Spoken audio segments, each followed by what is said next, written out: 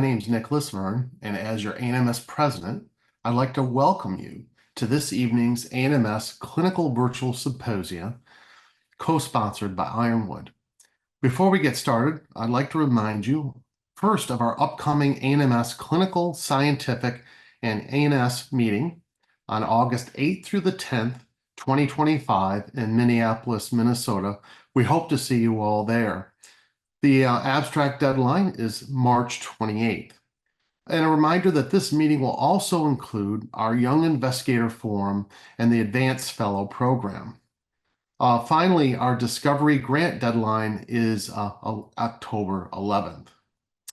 So this evening, our ANMS Clinical Virtual Symposium is entitled Private Practice Neurogastroenterology's Secrets for Success and Sustainability. Our moderator this evening is Dr. Greg Sayuk. He is Professor of Medicine, Division of Gastroenterology, and Professor of Psychiatry at WashU School of Medicine in St. Louis. A little bit about Greg: he completed his medical school training at the University of Texas in Houston and his internal medicine residency at WashU. Additionally, he holds a master's degree in public health from St. Louis University. Now, Dr. Sayuk is the site director for GI training at the St. Louis VA Medical Center, where he oversees the GI Motility Laboratory.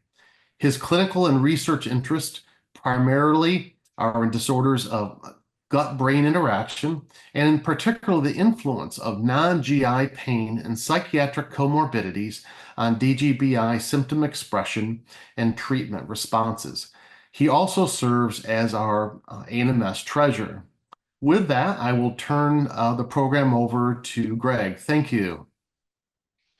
Thank you very much, Nick, and welcome everybody. Thank you for joining us this evening. I have the privilege of introducing our two discussants this evening, Dr. Kavita Kongara, as well as Jaime Ackerman, who is a physician assistant and Dr. Kongara's partner and colleague in their practice in Atlanta. So I'd like to give you all a little bit of background about our two discussants this evening so you have some familiarity with their training and their experience leading up to our discussion. Dr. Kongara is the clinical chair of motility at United Digestive and the Georgia Physician Executive Board member of Atlanta Gastroenterology Associates. She's a graduate of the 6-year combined bachelor's and MD program at the University of Missouri, Kansas City, and she completed her internship and residency at Strong Memorial Hospital at the University of Rochester in New York, where she was actually mentored by somebody I imagine most of you know, Dr. Bill Che, who worked to help spark her interests in neurogastroenterology. During her fellowship in gastroenterology at the Cleveland Clinic Foundation in Ohio, Dr. Kongara developed an interest in women's health in GI, including pelvic floor dysfunction and disorders of gut-brain interaction. She also completed motility training in the evaluation of patients with complicated functional disorders and learned to interpret upper and lower manometric studies. After completing her GI fellowship, she became a member of the faculty at Winthrop University Hospital in Long Island, where she became vice chair of gastroenterology and the director of the GI Motility Center, reaching the level of associate professor at SUNY Stony Brook in the gastroenterology division there. Dr. Kongara was elected as the first female member of Atlanta Gastroenterology Associates Executive Board Committee in 2014, and she's currently serving her second term with the American College of Gastroenterology Women's Committee and is co-chair of the Work and Life Balance Subcommittee at ACG as well.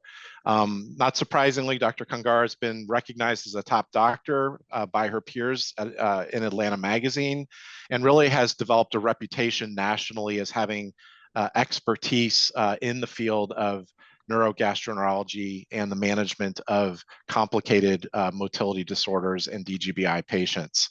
Her partner is Jaime Ackerman. Jaime is a physician assistant. She holds a bachelor's degree in child development from the University of Texas at Austin, as well as a bachelor's degree, as a bachelor's of science and a master's of public health from Nova Southeastern University's Physician Assistant Studies program. She is certified by the National Commission on Certification of Physician Assistants, and she began her career actually at Lenox Hill Hospital in New York City before returning to Atlanta, where she has worked both in private practice and in hospital settings. She joined Atlanta Gastroenterology Associates in 2004 and has since worked in both the inpatient and outpatient settings with that group, currently serving the Marietta community at the Kennestone Clinic. In addition to her clinical work, Jaime is very dedicated to education and service. She's part-time faculty at Emory University and Mercer University, and is very involved in the teaching and mentoring of physician assistant students. She also is a very active member of the American Academy of Physician Assistants. So as you can see, we're very fortunate this evening to have Jaime and Kavita join us. As you're aware, the title of our program is Private Practice Gastroenterology, Secrets for Success and Sustainability. So this is a program that we hope will be of interest to the group, and in particular, some of our members that are interested in having neurogastroenterology and motility practices as a part of their practice in the community. I think Kavita and Jaime will have a great deal of insight to offer in terms of the secrets that they've found to be both successful and have this be a sustainable part of their practice. So with that, we'll go ahead and get started and welcome Kavita and Jaime to the program. Thank you. Thank you. All right. Well, I'd like to get started kind of in getting a little bit more detail with regard to your backgrounds. Kavita, tell us a little bit about sort of what it was, in your training that led you to be interested in neurogastroenterology and kind of make this a substantial part of your career. Yeah. Well, first of all, Greg, thank you so much for that super kind introduction. It actually made me feel really old, but wise, right? With wisdom, with all these decades, 25 years in GI, wow. I do think it's unique to have a hybrid where I've done academia and private practice. And so I think there's fantastic benefits to both. But yes, when I was a fellow, I really was very fortunate to have gone to Cleveland Clinic. And I must clarify, that was the senior Bill Che, not the Bill Che. Ah, okay. Okay. So that was the original Bill Che that actually was so kind and amazing and a little scary at the same time, but got me interested. And so now I know Bill Che at Michigan, but this was his dad. So that was amazing. But anyway, so I was fortunate enough to have gone to an amazing program in Cleveland Clinic 25 years ago. And it just so happened in academia that the leadership was composed of motility faculty. How amazing, right? For this particular symposium. So Joel Richter was our chief and very well known at that time, disciple of Don Castell, who, we all miss. But he really was an esophageal expert. And then we had Eddie Sofra there, and then we had Gary Falk there. These are all my mentors who are all motility. It was very rare to have that many motility trained and practicing physicians who were experts in the field all be leadership in a program. So both my chief and my program directors were in motility. So naturally, we had 3 fellows a year. I did not go into it thinking I want to do motility, in all honesty. It was hard enough to figure out, gosh, when you do internal medicine, I always had an interest in GI, but to do that. And then once you arrived at Cleveland Clinic, it was almost impossible not to rotate in motility because of that leadership and because it was they had such a presence. So I kept an open mind, but very early on, I really, I was interested in some of the research. I would go to the meetings and, at the time, Dr. Richter was conducting a lot of, with my buddy who's now faculty at Vanderbilt, Mike Vasey was my co-fellow. So I went with him to the esophageal section, thinking all along, that's what I'm going to do. In my world, back in the 90s, motility was all GERD, not below the diaphragm.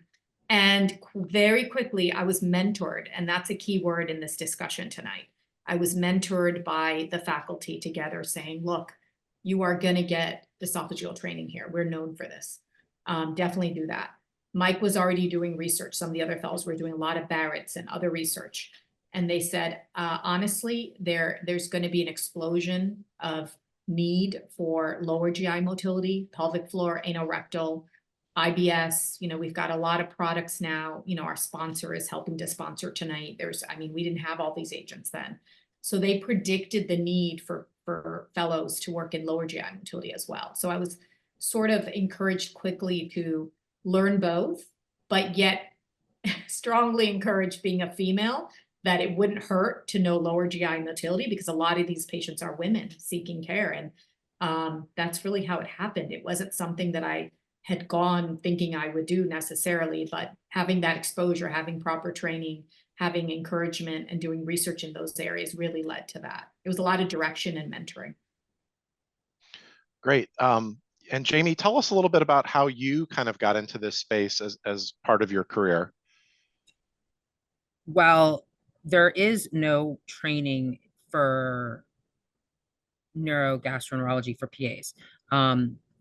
Everything is learned in the office, in the field, on the job. And I was, again, lucky enough to have someone like Kavita to be one of the physicians I was working for. So I grew an affinity to loving IBS, and I know I'm crazy, but I enjoyed treating those patients. And it was a puzzle to me that I could try to fix, which I really like doing. And they're all different, and you have to just think outside the box in a way, but also the help of having someone like Kavita to go to train me. I mean, myself, and there's a couple of other PAs in the group that do a lot of this because we have worked under her. I don't think I would have known it if I didn't have her around, because most of the other providers don't really care to talk. Well, they don't treat the patients and see the patients like Kavita does, and then the way we do. So it was all on the job training. I mean, and I've been there 20 years, and I've been lucky enough to be with Kavita for, I don't know how many years you've been there, KK, 15. but yeah. So she's my training right there. That was, and I'm lucky enough to have her to go to for any issues. Because to be honest with you, in a group as big as ours, she's it, pretty much. I mean, there may be two other people, but she's it. So I'm very fortunate to have been able to learn this entire area of GI by her. Yes, we were talking before the program offline, and just the fact that this type of an arrangement between you and Kavita is probably one of a very few nationally that exist, where there's a specific focus in neurogastroenterology and motility, you know, in a group practice. I mean, the thing is I see everything. So, but I'm lucky enough that a lot of those patients are sent to me because they're hers, and they can't be seen, or they come to see us, and I'm like, perfect. I know the best person to help follow up with, and what test to order and what to do. But there's not a lot of them. There's not a lot of motility people in private practice. So it's really, we need it.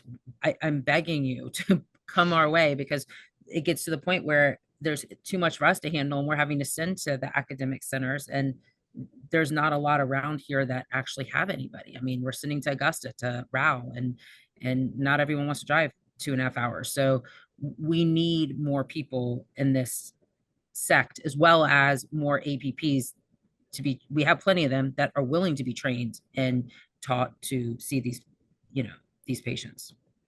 Sure. You mentioned Atlanta Gastro. Tell us a little bit, if you would, about the group, the size of the group, kind of how it's arranged, you know, in terms of the outpatient practices and the endo centers and so forth, if you would. Yeah. So we are probably the second largest group in the country. So not typical. So those trainees on board that think this is how it always is, it's not typical. I mean, there are smaller private practices throughout the country, but we have 22 endo centers. We have over 100 APPs and still growing. And Jaime is way too kind. Like, there's no way that I could do what I do. I may have directed and guided and gone over logistics, but it's not survivable alone. So without a partner in crime, I mean, it's just a team effort. And she lends, if not more, patience and more follow through and more heart to all these patients. So that just had to be said. But we have about 160 MDs, and that includes Georgia as being such a big state. We have Savannah, we have some in Florida. And we are so one of the largest groups. But how it works, because people say to me, oh my God, Kavita, you must have called once a year. No, that's not. I wish, believe me, that would be amazing. So we're in pods. So as big as the group is, you're in pods of maybe 5 or 6 doctors spread out all over Georgia. And that's how you do your call schedule. As Jaime said, even for me, even though I was, kind of recruited and kind of brought this to the table to the group, I also do general GI, and that's going to come up. I mean, to be partner in a private practice, it's not sustainable to do just motility, at least the way that we're reimbursed and the time that it takes. So I do both as well. But so most of the practices now, thankfully, they don't all have Jaime, but they have, as we're growing, like there are APPs, some NPs that are in the group. And then just like you would imagine any typical private practice, we cover call with the hospital, have our outpatient practice. But yes, we are an atypically large group of the group. I mean, we have 66 offices. Yeah. There's at least 1 to 2 PAs in most of them. And then we have a lot in inpatient too, or APPs.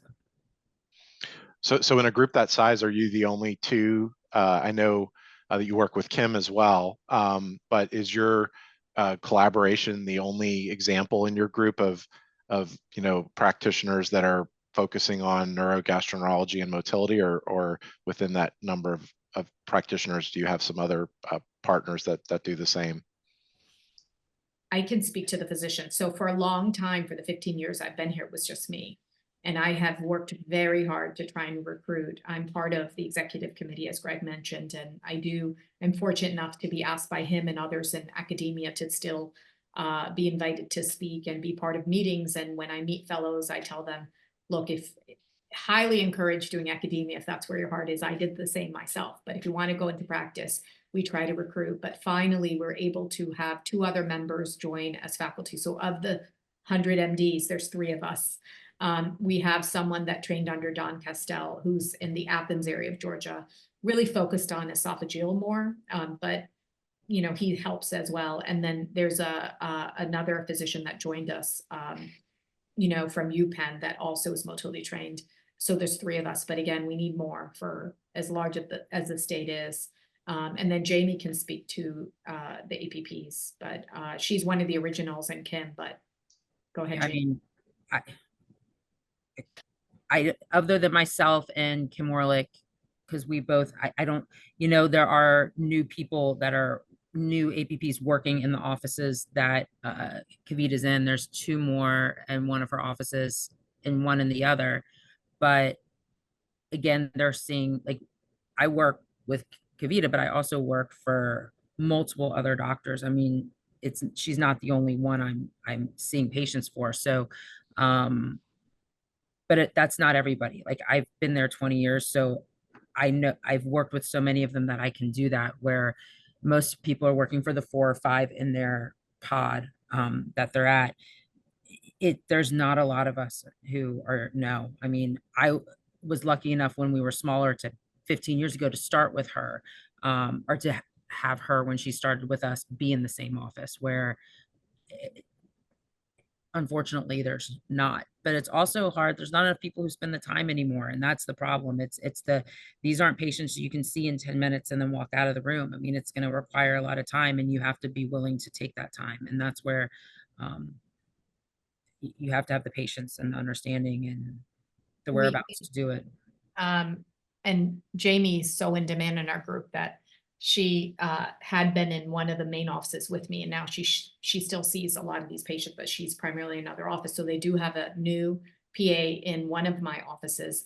I'm training her. Like, she is seeing patients with other physicians, but just last week, she saw a classic case with someone that had Sitzmarkers, those pelvic floor dysfunction with classic, could have been a textbook, like right above the rectum. she knew from what we had talked about so I tend to lecture, I tend to do things so that they will attend some of those lectures. We'll quickly go over teaching cases. They text me, I try to teach wherever I can. And so hopefully in the next few years, she will be someone that can also help with this. But as Jaime said, she's been doing this a long, long time. It takes time, and it also takes the right person, whether you're a physician or APP. You do have to have that extra level of patience and want to see these more complicated patients. So if I can, of the other two PAs at the Midtown office, and these overall, however many PAs you work with, if even one has the interest, sparks that interest, then I will closely more mentor. And that's what I'm hoping we'll do for the future generations. Yeah, that's great. Tell me a little bit about what that looks like in practice when you have somebody new that joins the group, and kind of how you integrate that into your very busy practice, just to kind of place things in context. I think for everybody, you mentioned that you're able to manage not only these very complicated cases, but still be very productive in your endoscopy practice and your general GI practice as well. So how do you thread this training aspect of what you do into your already exceedingly busy day, from the sounds of things? Yeah, I think for me, it was natural in what I love to do, because being faculty and having had trained 10 years of GI fellows, I so miss that. I didn't necessarily miss, I liked research. I like clinical research. I never really loved basic science research, but the part I missed the most was integrating that teaching and working with fellows. And I felt that when I came to a private practice, especially I was so fortunate to have Jaime and Kim Morlick, who we mentioned, who's, another of our partners in crime. It reminded me of what it was like to work with fellows, and they had been already more experienced, truly, like as practitioners too. So it was a bonus. So they knew the basics of GI. So how I integrated is I do my general practice, do screenings, GERD is my simple area, honestly. And so I see a little bit of everything. And then when I would have these patients, typically, I think I started out seeing new patients myself.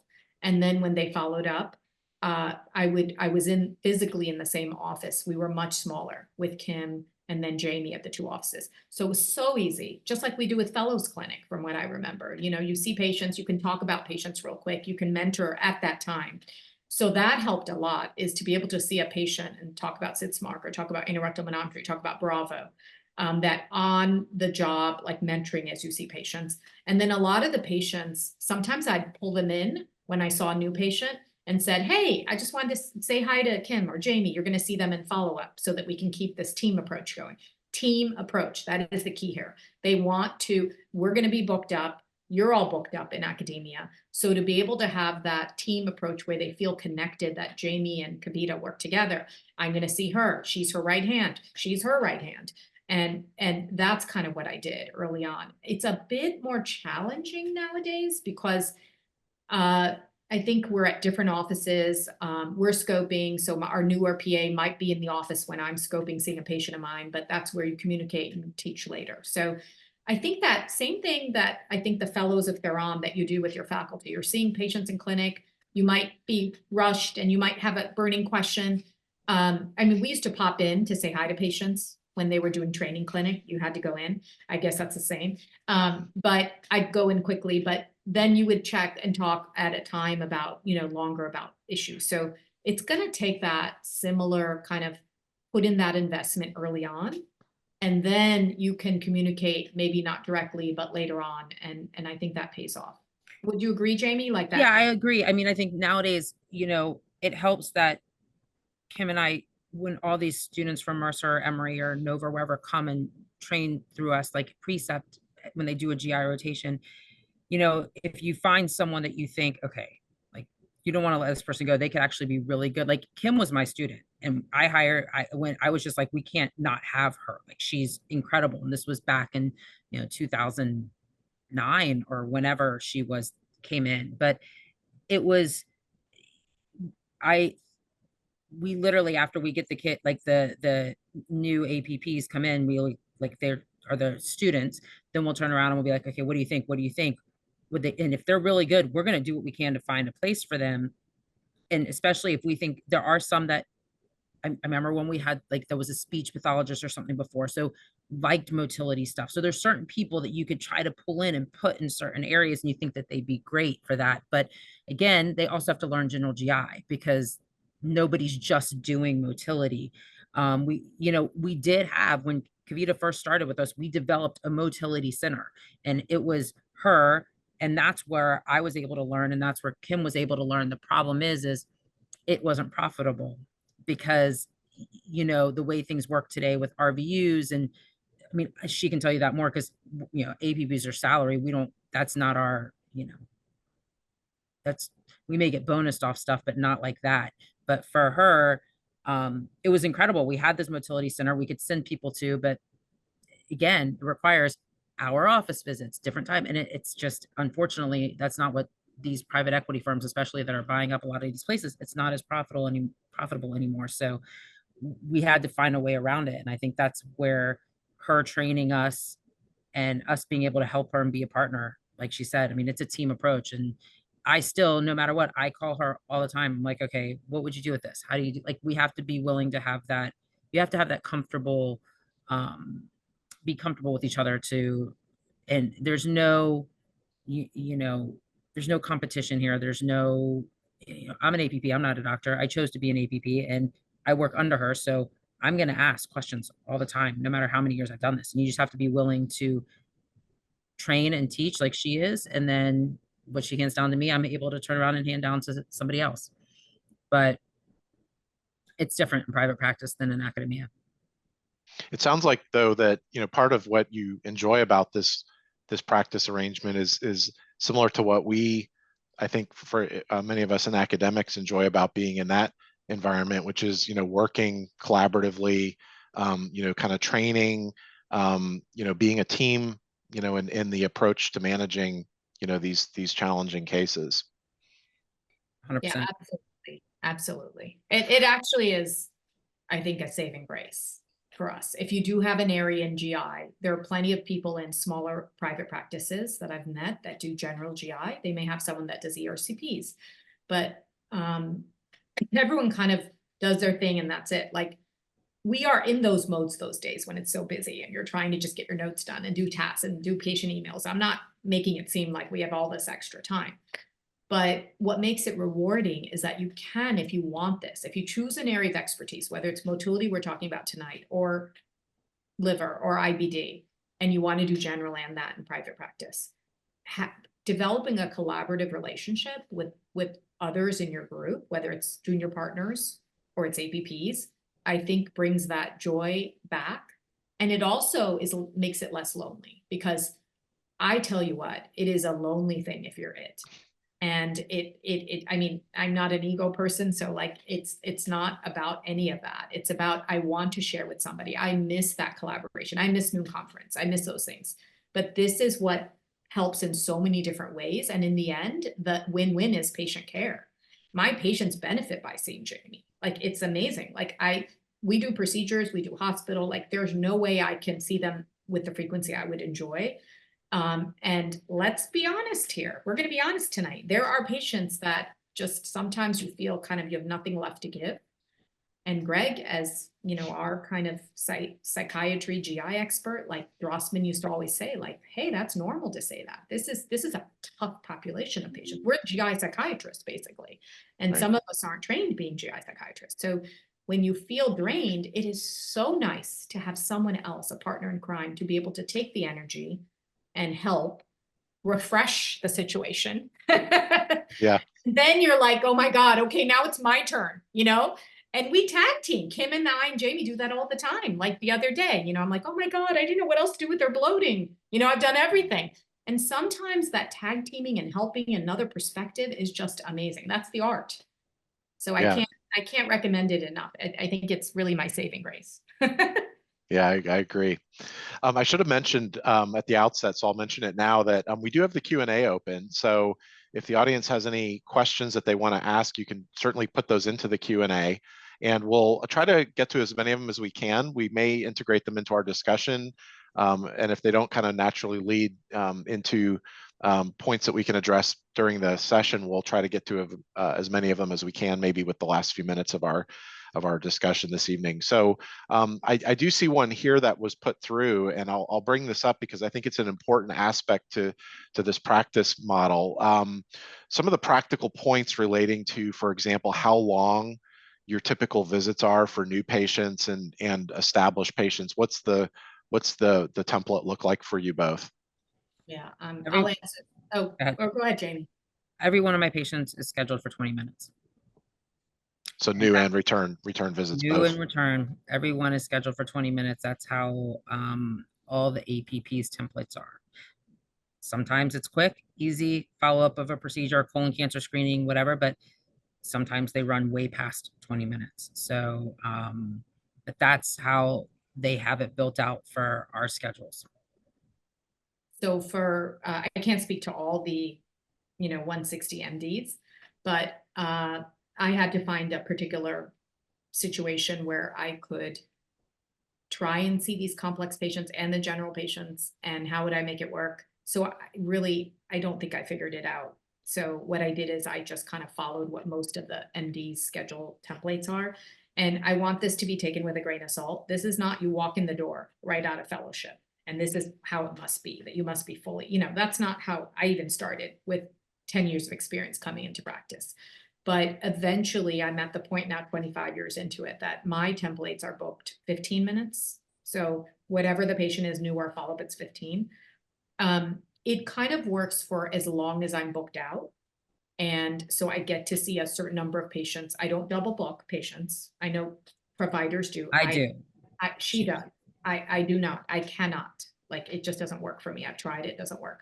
So it is not for me, admittingly, because I do motility, it's not a very relaxed schedule if the patients show up late, which happens all the time. So you don't start at exactly, 8 a.m. You might start at 8:15 and then it snowballs, you're late. But what has happened over time is I found a balance where I have been able to see a few of the general patients in between, and you catch up. And then I also build in a little bit of leeway from, if I do morning like today and I have to drive over to scope in the afternoon. If you look at the schedule, you would say, why is she stopping at 10:30? I really don't stop till 11:30 because I can run behind, especially they're challenging patients. Then I have to get in a car and drive over to scope. So the 15 minutes for my personal schedule and what I wanted to do allowed me to achieve all that. And we talked a little offline earlier about telehealth. And if there's time, we can talk about that. There's pretty good questions. But I've also learned that's the only good thing that's come out of COVID. I will then take my more challenging patients who demand those 20. I mean, you can have 15-minute visit and I can be in the room for like 30 minutes because it's just, there's nothing I can do. Like, it's just a challenging patient. It has saved me because then I can take those patients and follow up, put them on a telehealth somewhere else, and it doesn't clog up the space of the clinic. So again, it's maybe the average of what most physicians do, these 15-minute visits. And when I've traveled nationally, that's what I hear from a lot of my friends and partners too. But there's no law that says that's what you have to do. If you are productive and you want to do 20 minutes, or if you want to do, 30 and 15, however you do it, as long as you hit most practices have like a minimum productivity if you're trying to be partner. And if you can hit it in however way you do it, this is kind of just what I do. But again, the only reason I find it super challenging for me is because when I do see these second and third and fourth opinions, I have to prep the charts so that I can, do that. I mean, that's just the way I do it. I have plenty of partners who walk into complicated patients and, just figure it out. But I'm not that way. I mean, it's for us, our group require, like, once the PAs or nurse practitioners get up to speed and they've gone through the training and they're here, they want them seeing a minimum of 16 a day. If that's what's 16 patients a day. Most of my schedule and Kim's, I think most of us can go up to about 20 to 22. But then again, I could have 22 patients on my schedule. It is very rare that all 22 show up. Like, I had 17 on my schedule today. I saw 11. I mean, I'm assuming it's the weather probably because it's horrific here, but that's, you never know. The no-show rates are crazy. So that's why I'll double book at 8 in the morning. I'll double book at 1 or here and there. And the days that they all show up, sometimes it's a total cluster and I'm running over and they just have to, I'm luckily in an area where the patients don't mind if I run over. If I'm late, they're very kind and caring and they're like, it's okay. But I don't like to run late, but it happens. I think it Yeah, happens to all of us. And you know what? The truth is, like, I don't have as much of a high no-show rate, at least in one of my, so I like having two offices. We didn't talk about that, but in private practice, often there are some that prefer one office. I have a more suburban location, and then I have a more midtown location, which is, inner city kind of thing. And so it's interesting, like, I don't get a lot of no-shows just because they know I do motility and they wait to see me. But it happens, especially in my inner city location. And then I get really angry. Because then I'm like, I could have gotten more people in, like, because then I'm booked and you want to get people in. But again, when you start out, I highly recommend, if you're looking at private practice, to just talk to somebody like me or Jaime. And I help recruit in our practice too. And I'm always happy to take questions from any of you, because they will be honest with you, and then you can sit down, and what you're not comfortable with. If you when I first started academia, I had 45-minute visits. Like, to me, that's like, oh my God, like, that's amazing, And then even in academia, my friends are telling me our VUs matter, and that's being cut, and we're having to do more. So it's just one of those things that is negotiable, but I'm not going to say you don't have to have minimum productivity in practices. Like, it just doesn't fly to have 45-minute visits. And, I wish, it's just not going to work. Unless you're a liver doctor, one of our liver doctors, but he's also salaried and he doesn't do procedures, and thank God he does liver. Yeah. It's a similar but different focus, right? In the sense that you're providing an expertise to the group that really they don't have, or are comfortable with necessarily, particularly as these areas get more, complex, to, have somebody that's doing, sort of, all aspects, all facets of gastroenterology as part of their practice. That's right. So that kind of then leads to the question, within your group, then, we all agree that these patients can be very time consuming, be challenging. How do you negotiate the distribution of these types of patients such that, there's not this tendency for every single, complicated IBS patient or, complex motility case to be shunted, your direction? How do you balance that with your partners? You don't. Yeah, you said you would be honest. I predicted Jaime was going to be like, oh no, I'm going to answer it differently than she does. But yeah, Jaime, you want to expand on that? For you, you just see everybody, right? I just see everybody. I don't have a choice. Like, my schedule's my schedule. Whatever's put on, like, Yeah. I can't filter through it. And if they put them on, great. If they don't. I mean, Kavita's different probably, but I'm an APP. I don't have as much. If it's on my schedule, I'm seeing it. I can't control that. And Jaime has a heart of gold, and it doesn't matter if she doesn't, she'll just figure it out. She'll find someone to help her. And that's a whole other topic, but she's right. To be fair and honest, like, as APPs, like, she's being honest. Like, you are working with physicians.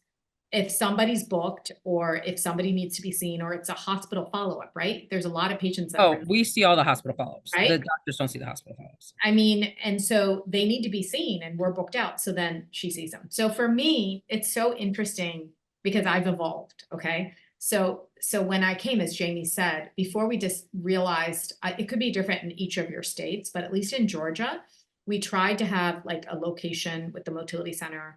And we found very quickly that the reimbursements for upper and lower motility, if we billed as a practice, were not enough for the staff and for everything that we had to do.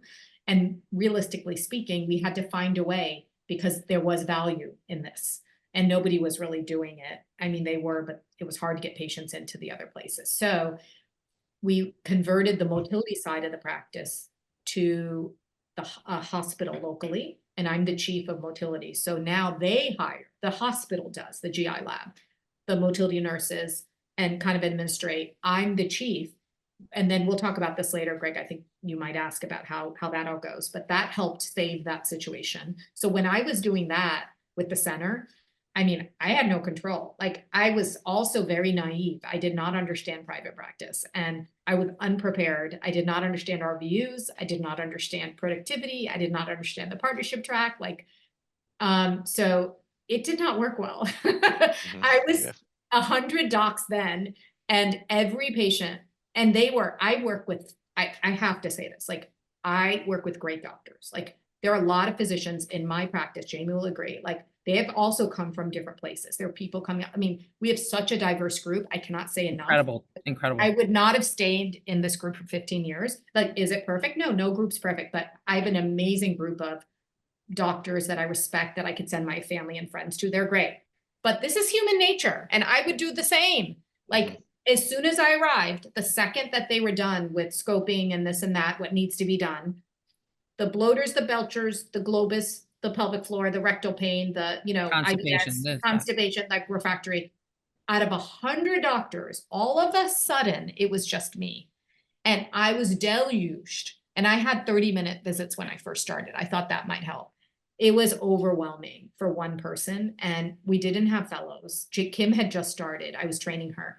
So I quickly put an end to that. It was very hard for me to do, but I pretty much said to the leadership then, after about 6 months, a year of this, and feeling very burnt out, because that's what you don't want. If you're going to go into a difficult area, you don't want to burn out. You want to save a little bit of everything for each patient that needs it. So I was burnt out. So I had a very frank conversation. There is nothing wrong with this. Learn from my mistakes.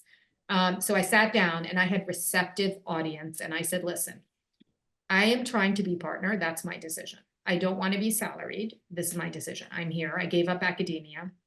So to do partnership, I will not survive in this model, either with the numbers or mentally. Like, it is very hard to see the hardest people and not have clinical trials and not have support. Done. So then that conversation happened at the leadership, and the person said, you want to be partner? We got to give you a chance. We're going to start marketing you as a female in GI, because that was very valuable then. There are more females now. And you can, in your experience, you can do that. You can do general, you can do others. Let's figure out a way where you can still see these patients, and figure out with time and effort what you feel comfortable with and what you need to do. And someone will talk to you. They mentored me with other partners that can help me understand the language of our views and what I need to do. And, so learn from me. I learned to say no. And that changed. I still have to learn to say no even better, but that changed a lot. Then I became partner because that formula did work. Now, is it more challenging? Do I work harder for my RVUs? Probably, because I'm seeing harder patients. Do I scope harder patients? My partners probably wouldn't agree, but she's nodding. Like, every ectomy known to man, they poop once a week, like 2-day preps. Every woman that I do, 95% I scope are female. But in the end, I figured out a way to make it happen. So now the evolution of what I do is, I no longer, for the large part, out of sincere respect that I received from my partners who appreciate what I do and realize, like, gosh, Kavita can't see, all these people, is they will reach out to me. Okay. Whether it's through the, personally through my cell, they can always call me, text me. Hey, Kavita, this is a really challenging patient. I've really tried, they've been to this place already and this is where they're at. We need a second set of eyes. I need you. So they respect that it might be hard in the middle of the late morning to see that patient. So then we talked earlier. So I figured out a way. I'll do like an evening telehealth, have a longer appointment with that patient. That's been amazing. So I kind of slowly got the word out that, like, I can't physically do the second opinions for the entire group that way, like booked in, but give me a heads up and I'll find a way to see them. And then for primaries, that's where the no is hard. Like, they just kind of know me as, once you have that reputation and they get filtered in. But that, I think, is a good evolution of a career in private practice where I can make it work now. And you do have to set limits because these are patients that take a longer period of time, but it's totally possible. Great. Yeah. That's, I think, an important really aspect of making this sustainable, is kind of working those details out. So I think that was an important point that you emphasized there.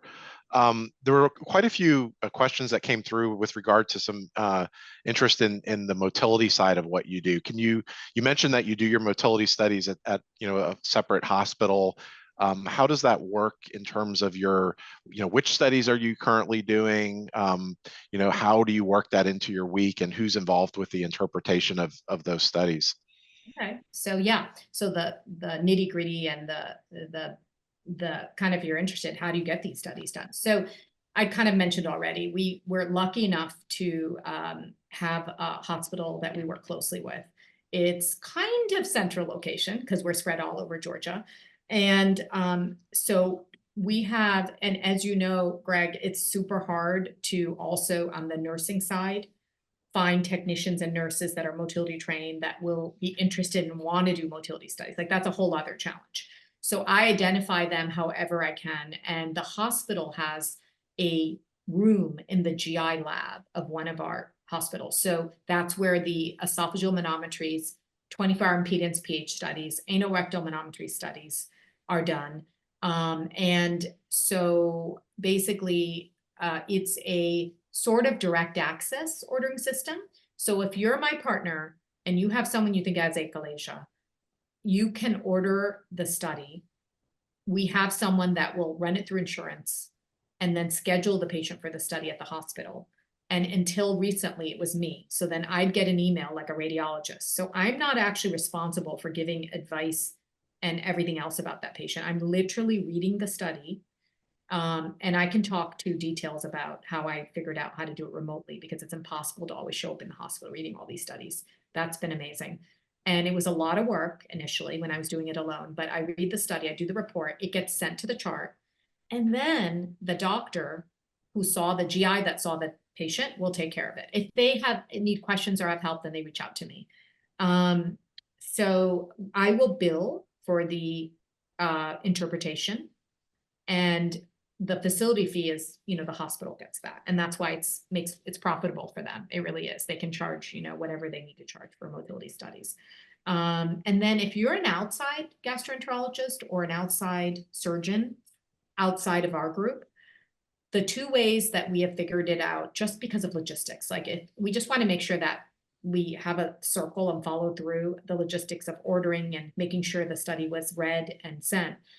They will either refer to someone in our group, or there are some surgeons that work with us so much that they may not need a GI evaluation and they just pre-op, like they've done, whatever they've done and they need a study, then they will also order. And then there are what we call, this is newer to our algorithm, is unassigned.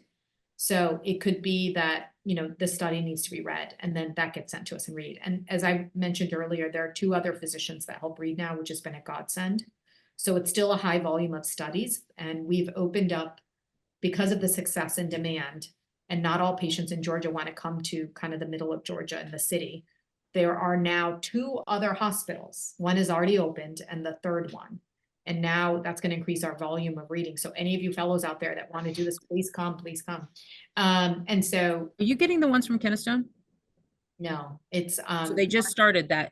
They just started in Keystone too, but I don't know who's reading them. Yeah, see, and that was like, couldn't have been a perfect question or that Jaime brought up live while we're thinking about this, is one of the problems Greg identified is there are centers that have surgeons and people that somehow they had equipment, old equipment, they do studies. Keystones may not be old. But no, the surgeons convinced them to do it. Like and nobody understands, like we don't understand who's actually reading the studies. Exactly. I have no idea. And the old school, the surgeons would kind of look at the tracing like an EKG and just kind of be like, okay, I'm not wrapping an achalasia. Okay, I think there's, it's good enough, whatever. But as you know, there's not a lot of things that are shattering. You want to not miss an achalasia. You want to not wrap an ineffective.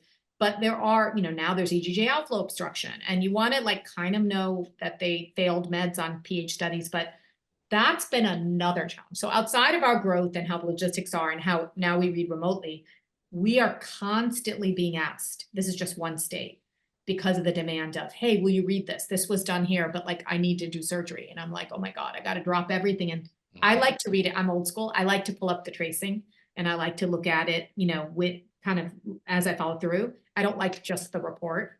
And so that tells you, those of you that want to do this, there's such a huge need because we cannot cover all of these hospitals. And I often wonder how they are doing this, even in all the states you guys are at. you know? Yeah, yeah. There was a couple of questions that I'll bring up, I think as an extension of this discussion regarding, making this financially viable. So, just for kind of maybe a smaller group practice where you have an ASC, is it feasible, potentially profitable to be doing manometry testing in that type of environment with, the staff that it would require and the room dedication and so forth? Honestly, I don't think so. Yeah. Unless we are able, as you are able as a society, to be able to on two ends, and I've talked to this with different motility experts over the years, is have us get more RVUs, which is hard to achieve, right? I can put a peg in quicker and easier than I can read a manometry, pH, and impedance, that patient, which doesn't make sense to me, It's sort of one of those things. So if we get more RVUs to encourage us to see these patients and read the studies, that's fantastic. But the actual, the cost of the equipment, the nursing, to do it, because in some states technicians can't do it. Like in our area, it has to be a nurse. You can have a technician do the study, but that nurse has to be there too, okay, physically. So, and then the amount that you can charge as an ASC, I don't believe is enough. I think the hospitals can charge, astronomically more for these studies, and that's why the reimbursement. I can tell you right now, if our company couldn't figure out how to do it, it's not happening. It's not happening. Well, if I we mean, can, yeah, she's right. I mean, if we can change the reimbursement somehow. they're very proactive of wanting to do whatever they can for the patients, as well as making sure things are profitable. And to be honest, like if we couldn't figure it out, especially with some of the people who were in charge back when this was starting with us, like when Kavita started, I mean, he was brilliant when it came down to some of the business things. And if he couldn't figure that out, then I don't know how. Now, I have to say, when I was in academia, Greg, you could answer this, or maybe this is something we can look into more currently, because this was a long time ago, but we did motilities when I was faculty in our office, but I don't know how it's profitable. I mean, it's not a hospital, right? But Right. we're academia. I don't know, maybe in academia it's different, but for us, unless things have changed, I don't know that it would be profitable. I think it's something worth looking into again for an ASC. But I looked at what my patient showed me, her bill after the manometry and pH, because she has if you do it at the hospital and you have a high deductible, you have to pay a higher percentage. So what she ended up paying, like, wow. I mean, they can charge thousands of dollars. We can't do that. Right, right. Well, our time is actually starting to wind down. So I wanted to address one other important area that came through as a couple of questions that I think is really essential to emphasize. And that's sort of the sustainability piece to this, which was part of our title of the discussion. So I'd like to, in a couple of minutes from each of you, get your insights as to sort of what you have figured out and adapted to your practice that's allowed you to kind of be active and successful in this area of neurogastroenterology without feeling like you're overwhelmed and burnt out. Jaime, you go first. I think for me, honestly, it's doing everything, not just neurogastroenterology. All of my patients, I never know. It's a smorgasbord every day. Like I never know what I'm going to see, but that's why I love GI, because it's never boring. I mean, I could also then have 10 patients with GERD, but every one of them presents differently. So the sustainability for me is knowing that I mean, I don't think I'd get bored just doing neurogastro at all, but I don't think that there's as many, I don't know how to, they don't advertise us, like Kim and I, or people like, that's what our specialty is. You know what I mean? So, and the way it is they call to a big scheduling center and they're put on with whoever is needed in that area. It's hard to just say, hey, she's only sees these type of patients. You can't really do that without a center. But from a sustainability standpoint, for me, I don't know. I love what I do.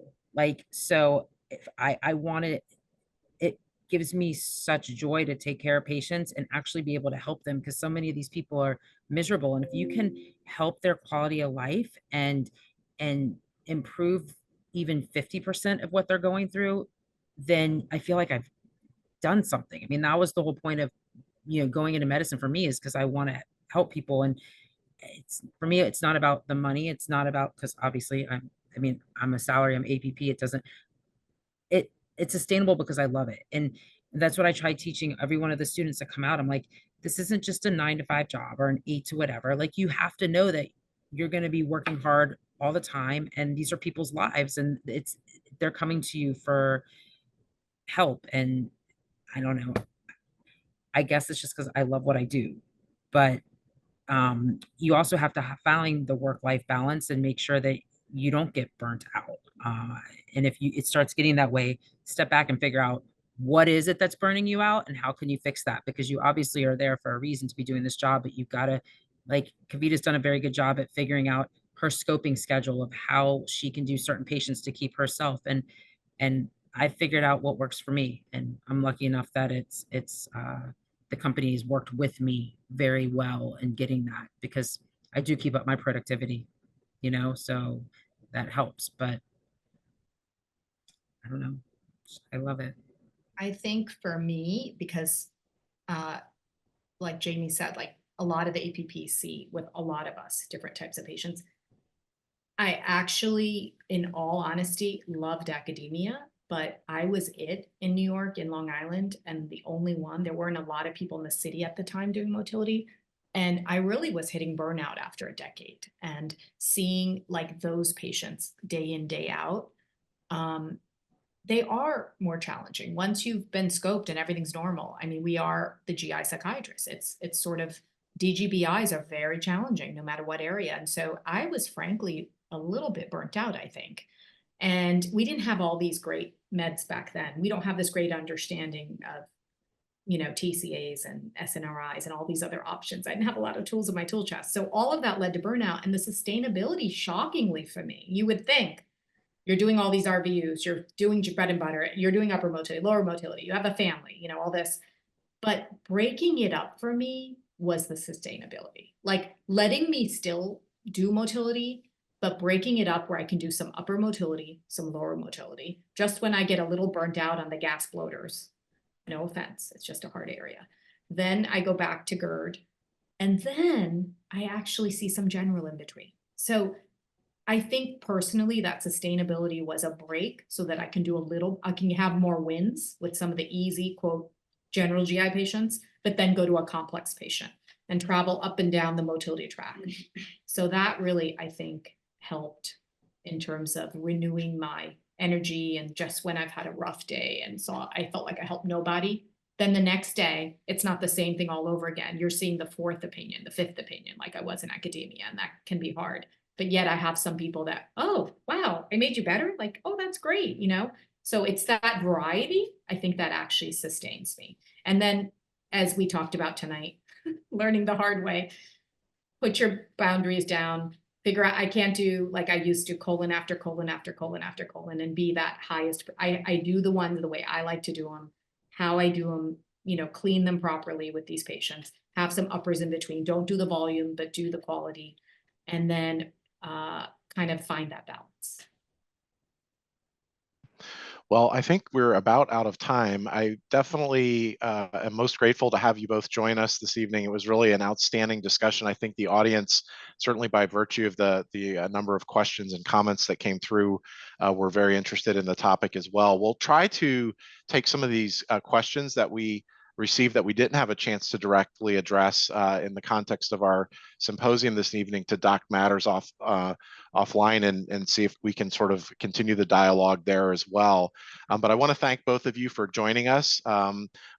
Really a wonderful discussion. And thank you to Stephanie Twist for organizing the Zoom portion of the program. And I do want to just, again, thank Ironwood for their involvement and support of this program. And just to lastly highlight that our next program will be in October, October 16th. Wednesday, October 16th at 6 p.m. We're going to be covering a basic science topic. And I think this is going to be a great discussion. The gut as a sensing organ for the entire economy. And so we've got an interesting pair of discussions there planned next month as well. So thank you all for joining us this evening. We'll look forward to seeing you at the next meeting, and everybody have a great evening. Take care. Thank you. Thank you. Good night. Good night.